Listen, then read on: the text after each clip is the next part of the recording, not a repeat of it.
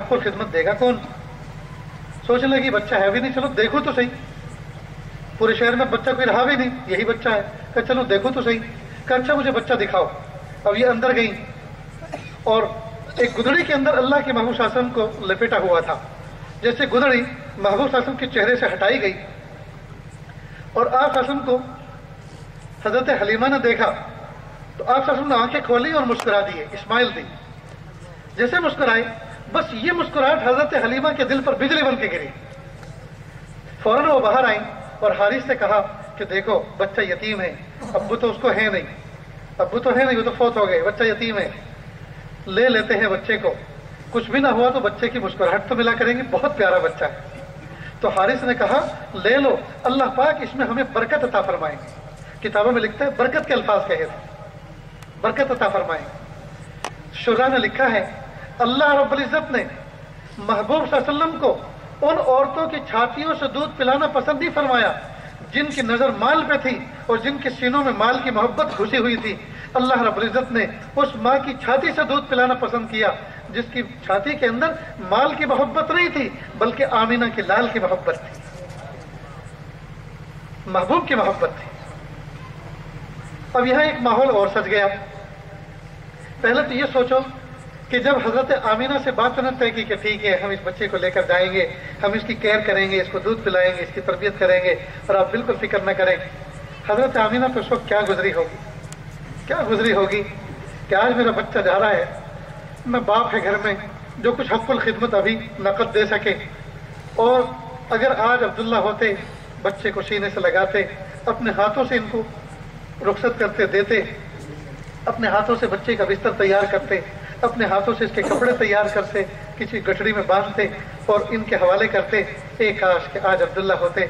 हजरत Amina के दिल तो उस वक्त क्या गुजर रही हो। छोटे छोटे हाथों से महबूब सल्लल्लाहु अलैहि वसल्लम के कपड़ों को समेटा जा रहा होगा, महबूब सल्लल्लाहु अलैहि वसल्लम के बिस्तर को बनाया जा रहा होगा, महबूब सल्लल्लाहु अलैहि वसल्लम की जरूरत की चीज़ों को जो है तैयार किया जा रहा होगा, और हजरत आमीना के आंखों में कैसे आंसू जारी होंगे। उस वक्त तो सोचते हैं तो दिल अजीब व गरीब उसमें कैफियत महसूस करता है। हजरत आमीना ने ये सारे के सारे मराहिल से अपने आप को गुजार कर जिस वक्त हजरत महबूब सल्लल्लाहु अलैहि वसल्लम को बाहर दिया, उनको हजरत आमीना के हवाले, हजरत हलीमा सादिया के हवाले किया, तो एक अजीब व गरीब मंजर दूसरा सज गया। महल्ले के अंदर औरत मर्द सारे के सारे खड़े हुए हैं कि भाई आज एक यतीम बच्चा परवरिश के लिए ताइफ की तरफ जा रहा है। सब खड़े हो गए देखने के लिए। अब ऊँटनी को बिठाया गया, खच्चर के ऊपर सारा सामान रखा गया। अब बैठने की तरतीब ये बनी कि गोद में बच्चा हलीमा सादिया ने लिया और वो पीछे बैठ गई, आगे उनके शौहर हारिस बैठे। तो तरतीब ये बनी आगे हारिस, बीच में अल्लाह के महबूब सल्लल्लाहु अलैहि वसल्लम और पीछे हलीमा सादिया।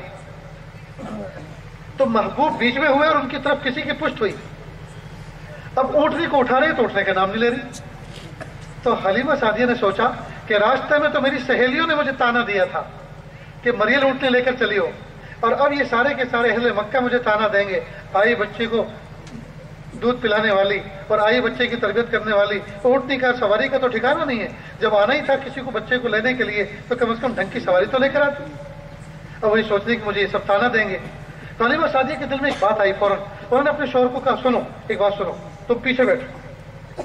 चुनांचे थोड़ा आगे खिसक कर बैठी और हारिस पीछे बैठे। अब तरतीब ये बनी आगे अल्लाह के महबूब सल्लल्लाहु अलैहि वसल्लम, उनके पीछे हारिस, उनके पीछे हजरत आमीना और उनके पीछे हारिस।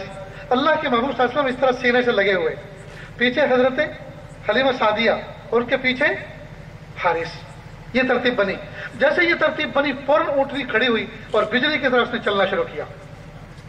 किताबों में लिखा है कि वो पहले क्यों नहीं चल रही थी। असल में अल्लाह रब्बुल इज्जत ने ऊँटनी को गया समझाया, खबरदार अभी तरतीब सही नहीं बनी, अभी इस कायनात के सरदार की तरफ कोई पुष्ट करके बैठा हुआ है, अभी तरतीब जरा सही होने दो, खबरदार जो उठी तो। चुनांचे जब तरतीब सही बनी और कायनात के सरदार को सदारत का मनसब मिल गया और मकाम आगे का मिल गया, अल्लाह रब्बुल इज्जत ने फौरन ऊँटनी को खड़ा किया और तेजी के साथ ऊँटनी खुशी खुशी चलना शुरू हुई। यहाँ तक कितनी तेज चली कि वो औरतें जो 11-12 थी, इनकी दूसरी सहेलियाँ, उनको जाके उनसे मुलाकात कर ली। हजरत हलीमा सादिया जाके उनसे मिल गई तो उन्होंने फौरन मुड़ के देखा और कहा हलीमा क्या तुमने सवारी बदल दी? हलीमा सादिया ने कहा नहीं नहीं, سواری تو نہیں بدلی، البتہ سوار بدل گیا ہے، سوار بدل گیا ہے۔ اللہ اکبر کبیرہ۔ اس طرح اللہ کے محبوب صلی اللہ علیہ وسلم طائف پہنچے، 2 سال محبوب نے حضرت حلیمہ سعدیہ کی چھاتی سے دودھ پیا۔ ان کی ایک بیٹی تھی شیمہ اور ایک بیٹے بھی تھے، غالباً 4 ان کے بچے تھے۔ شیمہ محبوب صلی اللہ علیہ وسلم کو لے کر جاتی تھی، کھلاتی بھی تھی اور بکریاں بھی چراتی تھی۔ ایک مرتبہ جب محبوب کچھ بڑے ہو گئے، 2 سال سے زیادہ عرصہ ہو گیا، تو حلیمہ سعدیہ نے کہا شیمہ دیکھو بکریاں بیماری ہیں، بھوکی ہیں، اور تمہارے ابو کسی کام سے گئے ہیں اور مجھے گھر کا کام سے بیٹھنا ہے، تم جلدی جاؤ بکریوں کو چرا کر آؤ۔ تو شیمہ نے کہا امی میرے بھائی محمد کو میرے ساتھ بھیجو، کہ نہیں نہیں ان کو ساتھ میں مت لے جاؤ، تمہیں پتہ نہیں ہے یہ بچہ کس خاندان کا ہے، یہ اکلوتا ہے، باپ اس کے فوت ہو گئے، اگر کچھ اونچ نیچ ہو گئی، کچھ ہو گیا تو ہم ان کے گھر والوں کو کیا جواب دیں گے، اس لیے ان کو لے جانے کی بات مت کرو۔ نہیں امی پلیز، نہیں امی پلیز، مجھے جسے آج کا انداز ہوتا ہے خوش آمدانہ، امی میرے بھائی کو میرے ساتھ بھیجو، میرے بھائی کو میرے ساتھ بھیجو۔ اور کہنے لگے امی دیکھو میرا بھائی جب میرے ساتھ جاتا ہے تو بکریاں جلدی چارہ چر لیتی ہیں، اور جہاں میں بھائی کو لے کر گود میں بیٹھتی ہوں تو بکریاں ساری کی ساری میرے چاروں طرف حلقہ لگا کے بیٹھ جاتی ہیں اور میرے بھائی کے چہرے کو دیکھتی رہتی ہیں اور جگالی کرتی رہتی ہیں۔ خیر وہ میٹھے انداز سے، اتنا پیارے انداز سے انہوں نے بات کی کہ حلیمہ سعدیہ کا دل بھر آیا۔ انہوں نے کہا اچھا ٹھیک ہے تو بہت باتیں بنا رہی ہیں، لے کے جاؤ۔ چنانچہ وہ ان کو لے کر گئی۔ اللہ کی شان، حلیمہ سعدیہ کی یہ بیٹی شیمہ بکریوں کو چرا رہی تھی اور وہ کہیں دائیں بائیں تھی۔ اتنے میں دیکھتی کیا ہے کہ 2 شخص آئے، اور 2 شخص آنے کے بعد ان کو لٹایا اور سینے کو چاک کیا اور دل کو نکالا، اس کو کسی چیز سے دھونے لگے۔ جیسے یہ منظر دیکھا شیمہ کانپ گئی، فوراً دوڑتی ہوئی گئی امی امی۔ جیسے گھر پہ پہنچی تو حارث بھی آ چکے تھے، امی میرے بھائی کے ساتھ کوئی کچھ کر رہا ہے۔ جیسے وہ دونوں کے دونوں دوڑتے ہوئے آئے، یہاں تک کہ اللہ کے محبوب صلی اللہ علیہ وسلم سہمے ہوئے کھڑے ہوئے ہیں، خاموش ہیں بالکل، اور وہ دونوں فرشتے آسمان کی طرف جا رہے ہیں جو حلیمہ سعدیہ اور ان کے شوہر نے دیکھا کوئی جانے والا جا رہا ہے۔ پھر ان کے سینے پہ ہاتھ لگایا، دیکھا کوئی کٹنگ کا کوئی نشان نہیں تھا، وہ سارا کا سارا اللہ کے محبوب صلی اللہ علیہ وسلم کا 1 سے زیادہ مرتبہ اس طرح کا آپ نبی کے صلی اللہ علیہ وسلم کے ساتھ اس سینے کو چاک کر کے دل کو دھونے کا واقعہ پیش آیا ہے۔ تو ایک واقعہ بچپن میں طائف کے اندر پیش آیا تھا۔ حضرت حلیمہ سعدیہ بہت گھبرائیں، وہ لے کر حضرت آمینہ کے پاس آئیں، اور حضرت آمینہ کے پاس آنے کے بعد کہا کہ دیکھو 2 سال میں نے دودھ پلایا، 2 سال دودھ پلایا، پھر میں نے آپ سے مدت ایکسٹینڈ کی کہ میں کچھ اور زیادہ رکھنا چاہتی ہوں، تو آپ نے 2 سال مجھے اور رہنے کے لیے دے دیا، یہاں تک کہ میں اس بچے کو اس کی تربیت کرتی رہی، پالتی رہی، پوستی رہی، لیکن اس بچے کے ساتھ اس طرح کا ایک معاملہ پیش آیا تو ہم گھبرا گئے۔ تو حضرت آمینہ نے فرمایا کہ اصل میں مکہ مکرمہ کے اندر ایک وبائی بیماری پھیلی ہوئی ہے، پتہ نہیں طاعون تھا یا بخار تھا، کہ یہاں ایک وبائی بیماری پھیلی ہوئی ہے، یا حالات ابھی ٹھیک نہیں ہے، تم اس کو لے کر جاؤ اور اس واقعے سے مت گھبراؤ، جب یہ بچہ میرے پیٹ میں تھا اس وقت میں نے نہ جانے کیا کچھ دیکھا ہے، یہ کوئی معمولی ہستی نہیں ہے، تم لے کے جاؤ، گھبراؤ مت، اللہ اس کا حافظ و ناصر ہے۔ چنانچہ وہ واپس لے کر گئی، اور اس طرح سے تقریباً 6 سال کا عرصہ اللہ کے محبوب صلی اللہ علیہ وسلم نے طائف کے اندر گزارا۔ جب محبوب 6 سال کے ہوئے تو حضرت آمینہ ان کو لے کر پہنچی مدینہ طیبہ، مدینہ طیبہ، اور مدینہ اس لیے پہنچی تاکہ اس بچے کو اپنی میگے والے کو دکھا دوں، یہ بچہ کچھ وقت اپنے ننیال میں گزار سکے، ننیال میں کچھ وقت گزار سکے، وہ لوگ سب اس کو دیکھیں، ان کو دیکھ کر خوش ہوں۔ اور ان کا ایک مقصد یہ بھی تھا کہ حضرت عبداللہ جو فوت ہو گئے تھے وہ وہی مدفون تھے، تو وہاں حاضری دینا بھی مقصد تھا ان کا کہ کہاں مدفون ہوئے ذرا دیکھو تو صحیح۔ چنانچہ حضرت آمینہ چند مہینے وہاں رہیں، جب واپس چلی تو ام ایمن اللہ کے محبوب صلی اللہ علیہ وسلم کی رضائی ماں بھی تھی اور محبوب صلی اللہ علیہ وسلم کی والدہ کی باندھی بھی تھی، خادمہ بھی تھی۔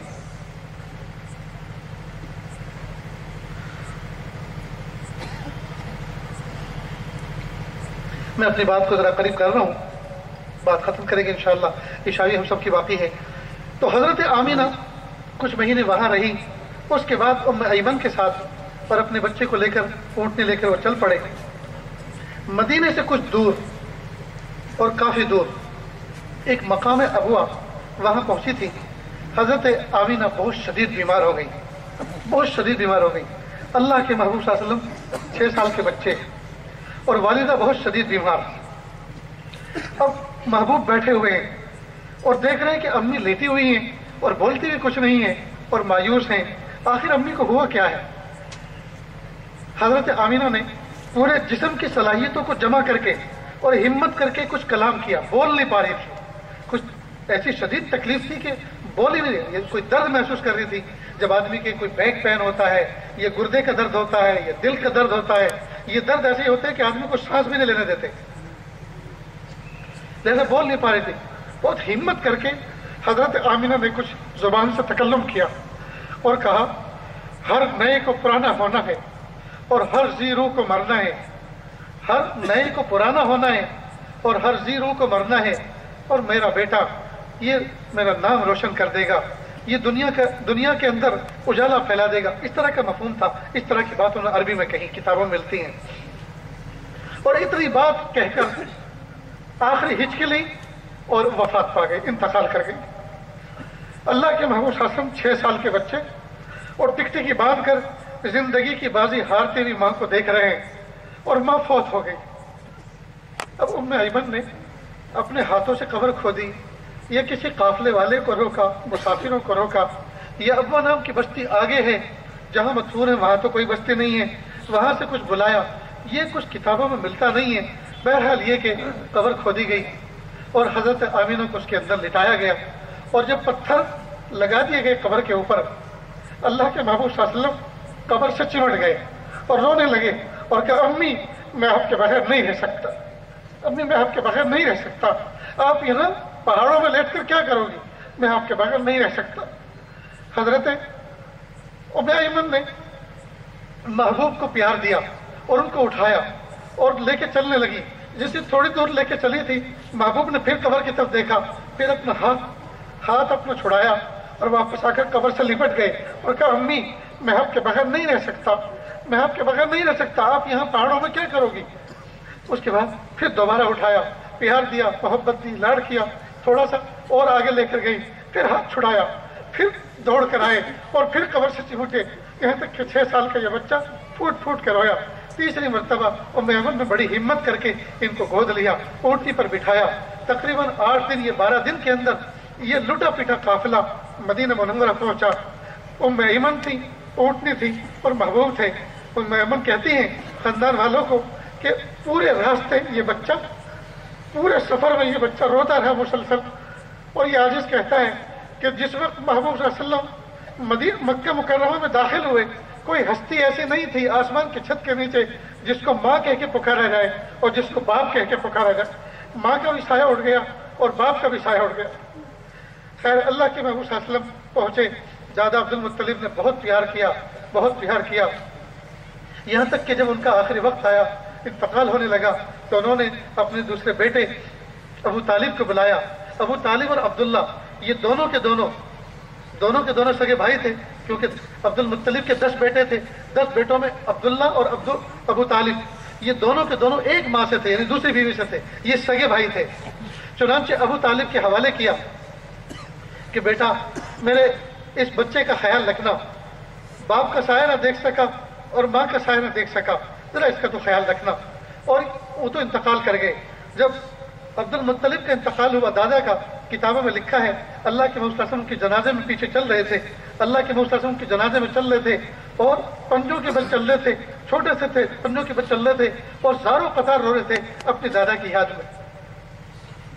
جب ابو طالب کے حوالے سارا کے سارا نظام کیا، ابو طالب نے اللہ کے محبوب صلی اللہ علیہ وسلم کا حق ادا کر کے رکھ دیا، یہاں تک کہ اللہ کے محبوب صلی اللہ علیہ وسلم کو نبوت ملی ابو طالب کے زمانے میں، اور نبوت ملنے کے بعد اللہ کے محبوب صلی اللہ علیہ وسلم کے اوپر کیا کیا مصیبتیں آئیں، کیا کیا تکلیفیں آئیں، وہ ایک لمبا سلسلہ ہے، داستان ہے۔ پھر یہاں سے مکی زندگی میں اللہ کے محبوب صلی اللہ علیہ وسلم نے کیا کچھ کر کے دکھایا، اپنوں کے ساتھ کیا کیا، دشمنوں کے ساتھ کیا کیا، چھوٹوں کے ساتھ کیا کیا، بڑوں کے ساتھ کیا کیا، گھر والوں کے ساتھ کیا کیا۔ اللہ کے محبوب صلی اللہ علیہ وسلم کا ایک بہترین نمونہ زندگی کا ہمیں مکی زندگی کا ملتا ہے، اور مدنی زندگی کے اندر محبوب صلی اللہ علیہ وسلم نے کیا کارنامے انجام دیے، حاکم بنے تو کیسے، فاتح بنے تو کیسے، جرنیل بنے تو کیسے، اور قائد بنے تو کیسے، امام بنے تو کیسے، شوہر بنے تو کیسے، اور بچوں کے باپ بنے تو کیسے۔ غرض یہ کہ اللہ کے محبوب صلی اللہ علیہ وسلم کی زندگی کا ہر پہلو ہمارے سامنے کھلا دھلا موجود ہے، اور اللہ کے محبوب صلی اللہ علیہ وسلم نے اپنے صحابہ کرام کو کی ایک ایسی جماعت تیار کی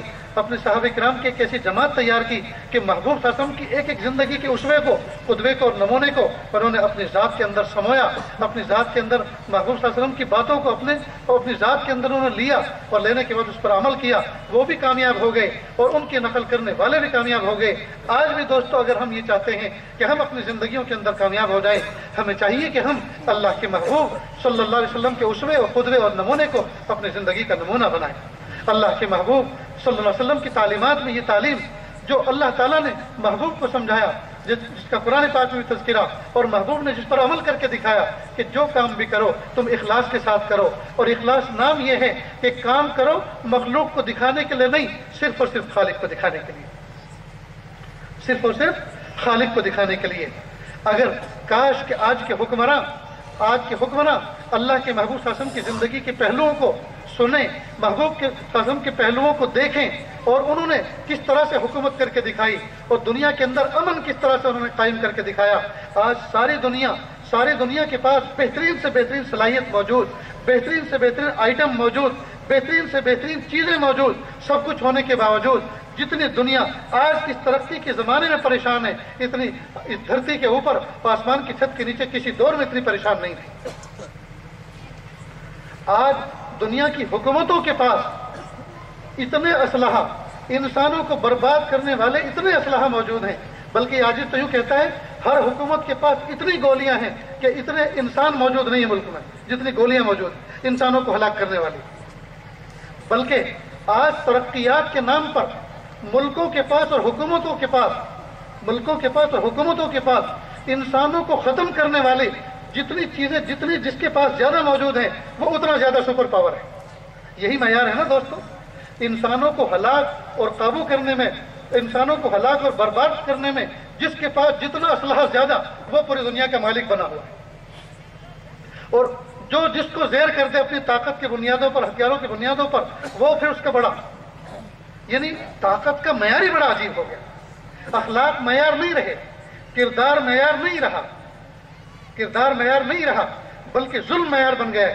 جو جتنا زیادہ ظلم کر سکے وہ اتنا بڑا سپر پاور، جو جتنی خون بہا سکے وہ اتنا بڑا سپر پاور، جس کے پاس انسانوں کو ختم کرنے کا اسلحہ جتنا زیادہ موجود ہو اتنا زیادہ طاقتور ہے۔ کاش کہ اپنے آپ کو عقل مند کہنے والے انسان، اس دنیا کے اندر بسنے والے انسان اس پوائنٹ پر اور اس ٹاپک پر غور کریں کہ ہم نے انسانوں کو برباد کرنے والی چیزوں کو زیادہ سے زیادہ تعداد میں اپنے پاس بسا کر اور اپنی شناخت یہ بنائیے کہ ہم زیادہ طاقت والے۔ کاش کہ انسان اسلحہ بنانے پر جتنا ملکوں کے اندر سرمایہ خرچ ہو رہا ہے، اگر اتنا غلہ اگانے پر خرچ ہوتا تو ملکوں میں کوئی بھیک مانگنے والا نہ رہتا۔ اللہ اکبر کبیرہ۔ تو اللہ کے محبوب صلی اللہ علیہ وسلم کے صحابہ کرام کی زندگی کے ایک دو نمونے یہ عاجز آپ کے سامنے پیش کرتا ہے کہ اللہ کے محبوب صلی اللہ علیہ وسلم نے اپنے صحابہ کو، اپنے زمانے کے افراد کو کیسا تیار کیا تھا کہ وہ کیسے نظام چلائیں، کیسے انتظام چلائیں۔ حضرت ابوبکر صدیق رضی اللہ عنہ کے دفتر کے اندر ایک رجسٹر رکھا ہوا تھا، جس رجسٹر کے ایک کنارے پر ان لوگوں کے نام ہوتے تھے جو محتاج مدینہ تھے۔ مدینہ منورہ میں جو لوگ ضرورت مند تھے، جن کو ضرورت ہوتی تھی کہ خدمت کی، کسی کی سیوا کی، کیونکہ مالیات کے اعتبار سے تو بیت المال ان کی ضرورتوں کو پورا کرتا تھا، لیکن کچھ فزیکل خدمت ہوا کرتی تھی، ان کو لوگوں نے اپنے درمیان تقسیم کر رکھا۔ تو ایک رجسٹر کے ایک صفحے کے اوپر ان لوگوں کے نام تھے جن کو خدمتوں کی ضرورت تھی، اور دوسرے صفحے پر ان لوگوں کے نام تھے جن لوگوں نے اپنے آپ کو خدمت گزار کے طور پر ان کے لیے پیش کر رکھا تھا۔ حضرت عمر فاروق اعظم رضی اللہ تعالیٰ عنہ تشریف لائے، اور آنے کے بعد انہوں نے وہ رجسٹر دیکھا دفتر میں۔ رجسٹر کے آخر میں ایک بڑھیا کا نام تھا، لیکن سامنے کالم کے اندر کسی خادم کا نام نہیں تھا۔ حضرت عمر فاروق اعظم رضی اللہ عنہ نے سوچا یہ تو بہت اچھا موقع ہے، میں ان کی خدمت کروں گا۔ چنانچہ ان کا پورا ایڈریس اور پوری لوکیشن اپنے ذہن کے اندر محفوظ کر لی، اور دوسرے دن پہنچ گئے اندھیرے میں، دروازے پہ دستک دی۔ اندر سے بوڑھی عورت نے پوچھا کون؟ کہ اماں دروازہ کھولو، میں عمر بن خطاب ہوں۔ کہ کیوں آئے ہو؟ کہا میں خدمت کے لیے حاضر ہوا ہوں، میں نے لائف میں خدمت بتائی، آپ کو ضرورت ہے خدمت کی۔ کہ خدمت تو کرنے والا کر کے چلا گیا۔ کہ کون تھا؟ اس کا نام کیا تھا؟ کہاں سے آیا تھا؟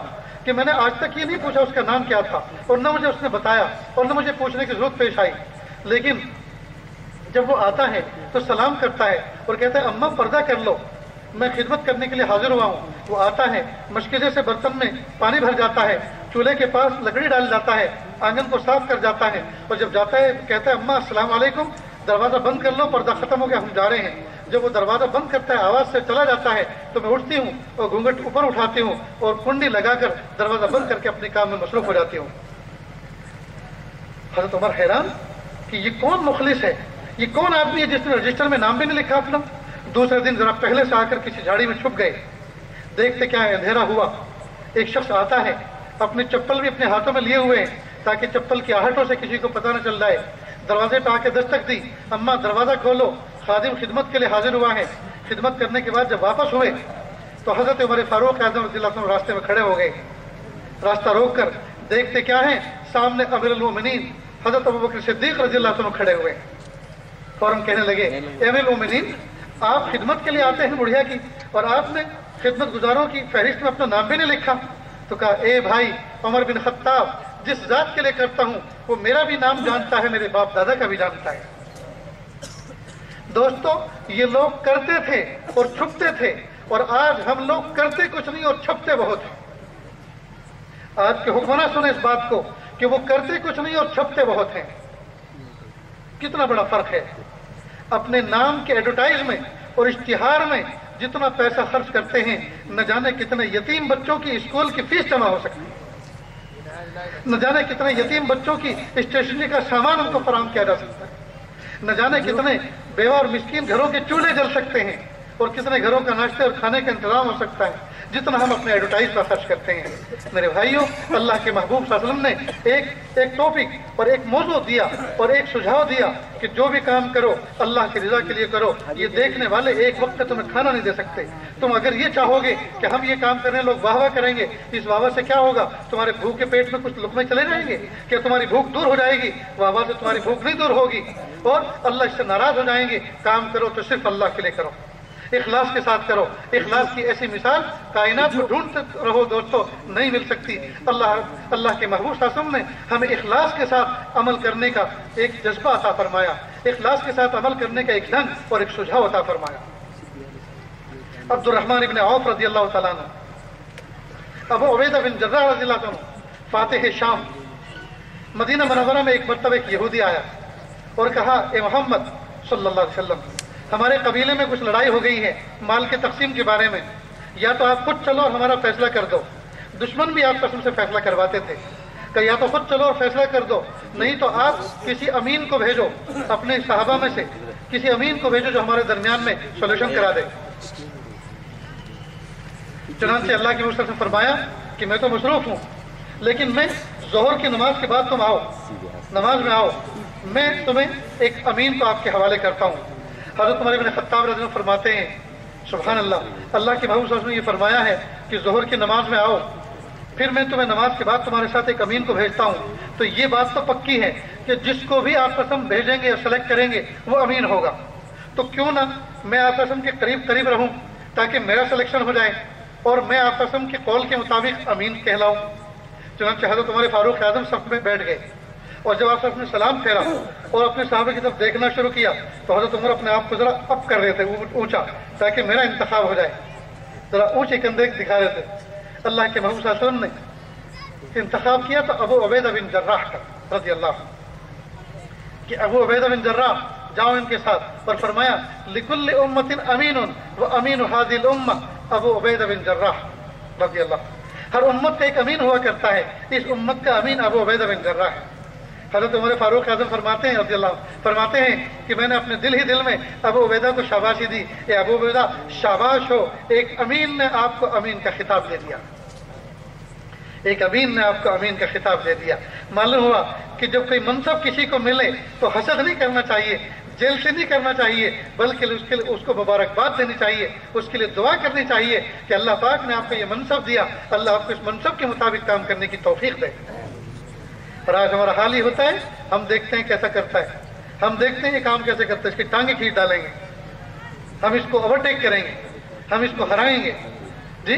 لیکن وہ صحابہ تھے جو چاہتے تھے ایک نیک نیت تھی کہ ہمارے ذریعے سے کام بھی ہو جائے گا اور ہمیں امین ہونے کی سند مل جائے گی، لیکن اور اتنے بڑے جلیل القدر صحابی حضرت عمر فاروق اعظم کے دل میں یہ بات آ رہی ہے، لیکن جب سلیکشن دوسرے کا ہوا تو کہتے ہیں مبارک ہو ابو عبیدہ بن جراح کہ ایک امین نے آپ کو امین ہونے کا خطاب دیا۔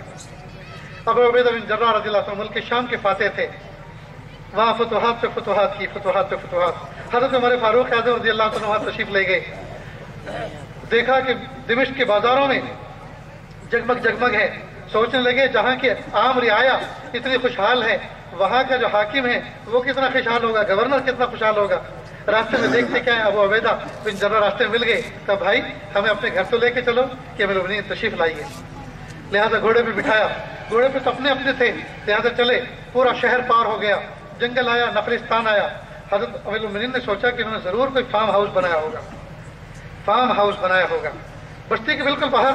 چنانچہ باہر تشریف لے گئے، دیکھتے کیا ہیں کہ ایک باغ کے اندر کو گھسے، ایک جھوپڑی تھی، کھجوروں کے درخت کے نیچے ایک جھوپڑی سی بنی تھی، اس کے اپنے اپنے گھوڑوں کو باندھا، اونٹوں سے باندھا اور اندر داخل ہوئے۔ نیچے جھک کر جیسے اس کے اندر داخل ہوئے، چاروں طرف دیکھا، حضرت عمر فاروق اعظم رضی اللہ عنہ کا دل بھر آیا۔ ایک مسافر کا تھیلا سا وہاں لٹکا ہوا ہے اور سامان کچھ بھی نہیں ہے۔ تو حضرت عمر فاروق اعظم رضی اللہ عنہ نے فرمایا، اے میرے بھائی، آپ ویسی زندگی کیوں نہیں گزار رہے جس طرح سے لوگ سب گزار رہے ہیں؟ اللہ پاک نے سب کو نعمتیں دی ہیں، اور یہ کہ آپ کھاتے پیتے کیا ہیں؟ فوراً وہ جو تھیلا لٹکا ہوا تھا وہ اتارا، اس میں سے کچھ سوکھے ہوئے روٹی کے ٹکڑے دکھائے اور کہا ایک قریب میں بڑی بی رہتی ہیں، میں 2-4 دن یا تقریباً ہفتے عشرے کی تو آٹا ان کو دے کر روٹیاں بنوا لیتا ہوں اور اس تھیلے میں محفوظ کر لیتا ہوں، اور یوں ہاتھ کر کے وہ جو شہتیر ہوتا ہے نا، جھوپڑی کا جو بیچ میں بڑی سی لکڑی ہوتی ہے، اس شہتیر کے درمیان میں ایک پیالہ رکھا ہوا تھا، یوں کر کے پیالہ اتارا، کہ اس میں پانی بھرتا ہوں اور وہ روٹی اس میں نرم کر لیتا ہوں اور پانی میں ڈبو کے روٹی کو کھا لیتا ہوں، یہ میری غذا ہے، یہ میرا سالن ہے، اور باقی اتنا وقت میرے پاس نہیں ہے، میں اللہ کو کیا منہ دکھاؤں گا، اتنی ساری رعایا میرے زیر انتظام ہے، اگر میں عیش آرام کروں گا تو رعایا کی کون خدمت کرے گا؟ اللہ اکبر۔ حضرت عمر ابن خطاب رضی اللہ عنہ سارو فتار رو پڑے اور کہنے لگے بھائی خوشحالیوں نے ہم سب کو بدل دیا، لیکن آپ ویسے کے ویسے ہی ہیں جیسے اللہ کے نبی صلی اللہ علیہ وسلم کے زمانے میں تھے۔ میرے بھائیوں، یہ تھے صحابہ کرام کی زندگی کا نمونہ۔ یہ سیکھا تھا اللہ کے محبوب صلی اللہ علیہ وسلم سے کہ ہم اپنے آپ کو نہ سمجھیں، اپنا سب نہ کریں، اپنا نہ کریں، بلکہ جو ذمہ داری آپ کے ذمے اللہ رب العزت نے عطا فرمائی ہے اس کو احسن طریقے سے انجام دینے والے بنیں۔ میرے بھائیوں، ضرورت ہے اس بات کی، ہم کسی کی نہ سنیں، ہم سنیں تو اللہ کی سنیں، ہم مانیں تو اللہ کے نبی صلی اللہ علیہ وسلم کی مانیں۔ جب ہم ایک اللہ کی مانیں گے، ایک اللہ کے رسول صلی اللہ علیہ وسلم کے اسوہ اور قدوے کو اپنے لیے اسوہ اور قدوہ نمونہ بنائیں گے، انشاءاللہ ساری کی ساری زندگی ہماری کامیاب ہو جائے گی۔ آخر میں اپنی بات کے اختتام تک پہنچاتا ہوں۔ دوستو، ایک موٹی سی بات ہے، جو آدمی جس سے محبت کرتا ہے، جو آدمی جس سے محبت کرتا ہے اس کے تن بدن سے پتہ چلتا ہے یہ کس کو فالو کرتا ہے اور کس سے محبت کرتا ہے۔ بہت سارے نوجوان بچے بہت سارے پلیئر سے، بہت سارے کرکٹروں سے محبت کرتے ہیں، چنانچہ جس وقت وہ اپنی بستی میں کھیلتے ہیں اسی پلیئر کے نام سے مشہور ہو جاتے ہیں جس کا وہ فالوور ہوتا ہے، جس کی وہ تقلید کرتا ہے۔ یہاں تک کہ جو بچہ جس کھلاڑی سے محبت کرتا ہے اسی کے نمبر کا ٹی شرٹ پہنتا ہے، اسی کے نمبر کو جو اس کے شرٹ پہ لکھا ہوا ہوتا ہے اسی کو اپنی گاڑی کے اوپر ریڈیم پٹی سے لکھواتا ہے اور اپنے پورے علاقے کے اندر اسی نام سے مشہور ہو جاتا ہے کہ یہ تو اس کا فالوور ہے، یہ تو اس کو چاہنے والا ہے، اس کو فالو کرنے والا ہے۔ چنانچہ جب آدمی جس سے محبت کرتا ہے اس کے تن بدن سے پتہ چلتا ہے یہ اس سے محبت کرتا ہے۔ ہمارا دعویٰ ہے کہ ہم رسول اللہ صلی اللہ علیہ وسلم سے محبت کرتے ہیں، لیکن دوستو پیر کے ناخن سے لے کر سر کے بال تک کہیں سے تو پتہ چلنا چاہیے کہ ہم محبوب سے محبت کرتے ہیں، کہیں سے تو پتہ چلنا چاہیے۔ معلوم ہوا زبان سے تو ہم کہتے ہیں لیکن حقیقت یہ ہے ہمارا عمل اس کے خلاف ہے کہ جو ہم کہہ رہے ہیں، ہمارا عمل اس کے بالکل خلاف ہے جو ہم کر رہے ہیں۔ یعنی اللہ کے محبوب صلی اللہ علیہ وسلم کے طریقے کے مطابق جو ہمیں عمل کرنا چاہیے تھا ہمارا عمل بالکل اس کے خلاف جا رہا ہے، لہذا ہم اپنی زبان سے کہنے میں کہاں سچے ہوئے۔ ہم دوستو دھوکے باز ہیں، ہم جھوٹے ہیں، ہم اللہ کے محبوب صلی اللہ علیہ وسلم کے امتی ضرور ہیں لیکن اللہ کے محبوب صلی اللہ علیہ وسلم کے طریقوں سے ہم بغاوت کرنے والے ہیں۔ آج تک کسی انگریز نے ویسا لباس پہننے کی کوشش نہیں کی جیسا کہ اللہ کے محبوب صلی اللہ علیہ وسلم نے پہنا، یہ ان کی امت پہنتی ہے، لیکن ہم ہیں کہ ان کے لباس پہن کر فخر فخر محسوس کرتے ہیں کہ ہم نے ان کے انداز کا لباس پہنا ہے۔ اس لیے دوستو، ہماری کامیابی ہماری ترقی اس میں ہے کہ ہم اللہ کے محبوب صلی اللہ علیہ وسلم کی پیدائش سے لے کر وفات تک کی زندگی کو اینالائز کریں، اس کو چیک کریں، اور ایک ایک اسوے اور قدوے کو ہم حضور پاک صلی اللہ علیہ وسلم کی زندگی کے اعتبار سے اس کو کمپیئر کریں اور اپنی زندگی کا نمونہ ویسا بنائیں جیسا کہ اللہ کے محبوب صلی اللہ علیہ وسلم کی زندگی کا نمونہ تھا۔ ہم چلیں تو ویسے جیسے آقا چلتے تھے، ہم چپل پہنیں تو ویسے جیسے آقا پہنتے تھے، ہم کھائیں تو اس طرح جیسے آقا کھاتے تھے، ہم ٹوائلٹ باتھ روم میں جائیں اس طرح جیسے آقا صلی اللہ علیہ وسلم جایا کرتے تھے، ہم خدمت کریں تو اس طرح جیسے کہ اللہ کے محبوب صلی اللہ علیہ وسلم خدمت کیا کرتے تھے، ہم نمازیں پڑھیں تو اس طرح جیسے آقا صلی اللہ علیہ وسلم نمازیں پڑھا کرتے تھے۔ آج صرف زبان سے دوستو دعویٰ رہ گیا ہے، حقیقت غائب ہو چکی ہے۔ ہم محبت کے نام پر امت میں دراڑ تو پیدا کر رہے ہیں، ہم حضور کے عاشق ہیں، ہم حضور کے شیدا ہیں۔ کیسے شیدا ہیں دوستو؟ کیا صرف 2-4 مرتبہ درود شریف پڑھ لینا کہ یہ حضور پاک صلی اللہ علیہ وسلم کی محبت کا حق ادا ہو گیا؟ اور پھر بہت سارے لوگ تو اس بات پر امت کو بانٹ رہے ہیں کہ یہ درود نہیں پڑھتے، یہ درود پڑھنے والے، ہم درود پڑھنے والے، یہ درود کے مخالف۔ دوستو، درود سے کون انکار کر سکتا ہے؟ درود شریف پڑھے بغیر تو نماز میں سے باہر نہیں نکل سکتا، درود پڑھے بغیر تو نماز کی تکمیل نہیں ہوتی۔ کون بندہ ہے جو درود سے انکار کرے؟ نماز میں محبوب کا نام آتا ہے، اذان میں محبوب کا نام آتا ہے، تو درود پڑھے بغیر چین نہیں پڑتا۔